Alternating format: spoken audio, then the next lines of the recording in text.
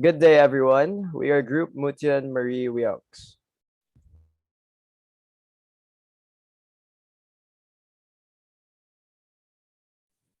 Zeal for service is defined as the active expression of faith in gospel, witness, and service.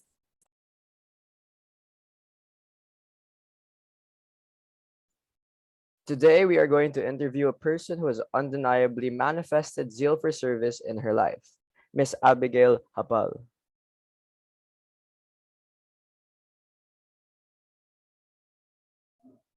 Good afternoon, Miss Abigail. Can you tell us about yourself and what you do?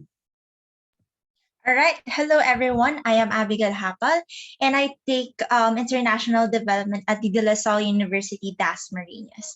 So I am also the executive director of the ASEAN Youth Advocates Network and a secretary general of a multi-awardee youth-led movement for good governance in the Philippines, which is Good Gov PH. So I've been actually volunteering since I was very young, so at a young age, at the age of 13 years old. And I started to volunteer actually in a foreign country. So that's in Milan, Italy, where I serve the community that is very close to my heart, to my core, which is the OFW community. And ever since I had direct contact with them, hearing their stories and a lot, it inspired me. And that led me to do what I do today.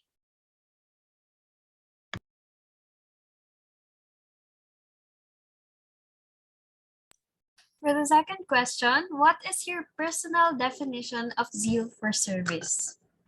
All right, so zeal of service for service actually can be defined by in many ways. I personally have a lot of definition for the zeal for service, but for me, zeal for service should be directly aligned with one's sincerity and authenticity in serving the people, because I have seen politicians, student politicians, youth leaders who sometimes just use organizations or their work for themselves, for their benefits. So sometimes they just join organizations for the sake of having something to put in their CV or in their resume, but their authenticity will eventually reflect on the actions they take.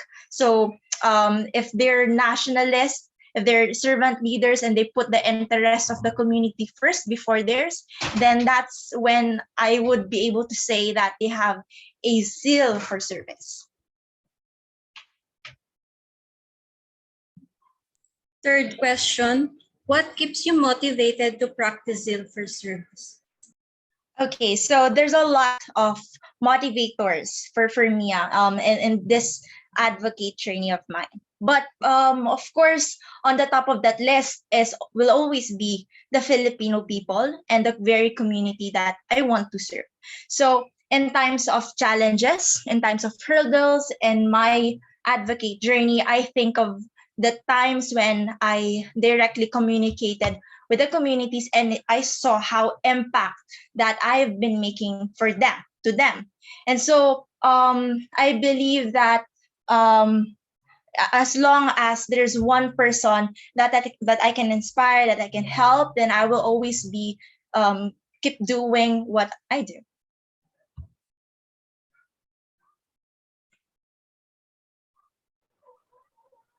So for the next question, what are the challenges you've encountered while practicing acts of service? All right. There are several challenges that I've encountered while practicing the act of service. So even in other professions, in one way or another, they will always experience certain challenges in life. Personally, I've had multiple ones, especially in times when I failed miserably. So as much as you can see the accomplishments and the achievements that I've been able to do for the past few years, I've also had my fair share of failures. And so one of the hardest challenges that I had to overcome was facing those failures, because at those times you would always be very much affected, because when you face criticisms, even though after you've worked like a whole day, and then at the end of the night you will still hear people telling bad things about you. Those are very challenging moments. But the thing is, I've realized over time that public service is like that. It's normal, especially once I really put myself out there. I expect people to say something to me. Pag minsan napapatanong ako sa sarili ko, napapatanong ako, sila na yung pinagsisilbihan ko, sila pa yung nagagalit sa akin.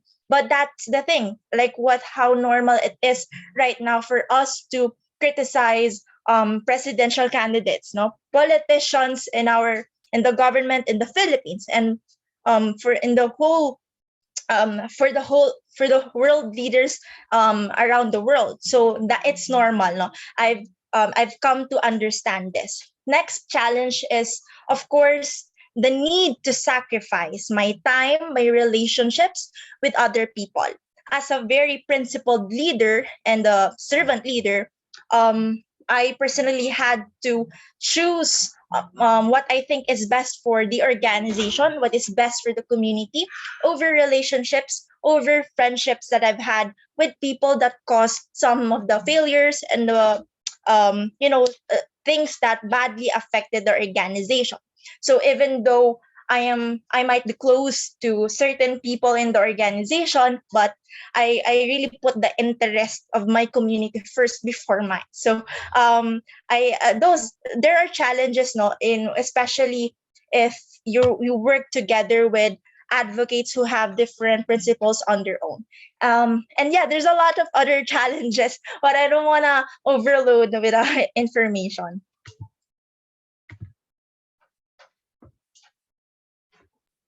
Question number 5. How can you encourage people to also practice acts of service?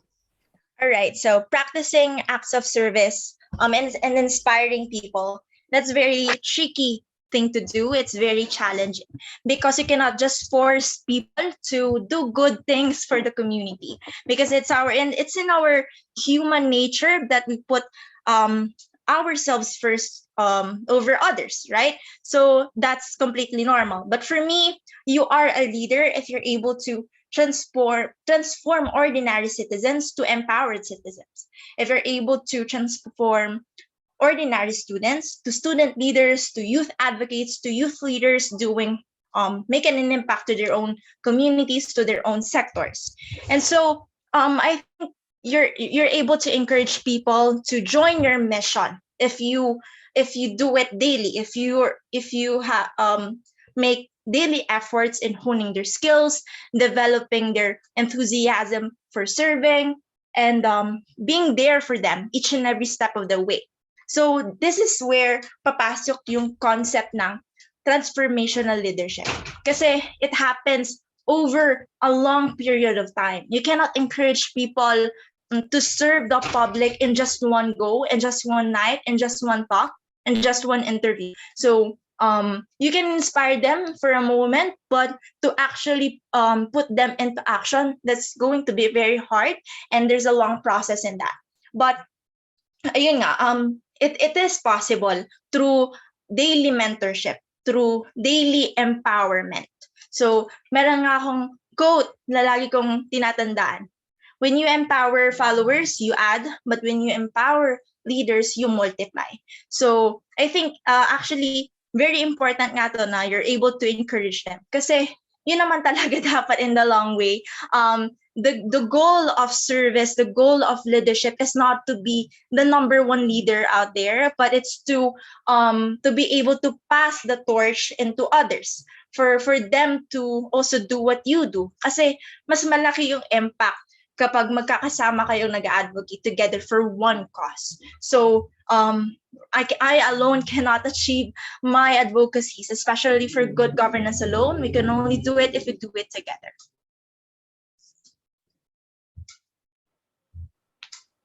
So for the last question, what advice would you give to those who desire to be of service to others? All right. So right now, opportunities to serve is there, left and right. The only thing that you would have to do is to ask questions, is to be curious about what you're passionate about, and who are the sectors and the communities that you want to serve. So there's a lot of opportunities, and you find something that is very close to your heart. For example, if you're a public health advocate because you've had a personal experience in dealing with dealing with how bad the healthcare system of today, then you join an organization that is inclined with this advocacy of yours. And also, if you're an advocate for good governance, you can you can run for elections in your local community, so in your SKs, sa development offices. Those are the opportunities for you kung yun yung close sa core mo. So my number one advice for you is to first set a foundation for yourself, to first identify your whys, because in the long run, yan at yan ang babalikan mo as a servant leader. You cannot simply serve others without knowing what your intentions are. You should always be sincere with your intentions. Kasi mahirap ang service. Public service is a sacrifice. It's always a sacrifice. So yeah, you should be strong enough. You should be courageous enough to serve others because it won't be easy. Once again, we would like to thank you for giving us the time and opportunity to hear your story, and we hope that you continue to bless and inspire others through your Zeal for Service.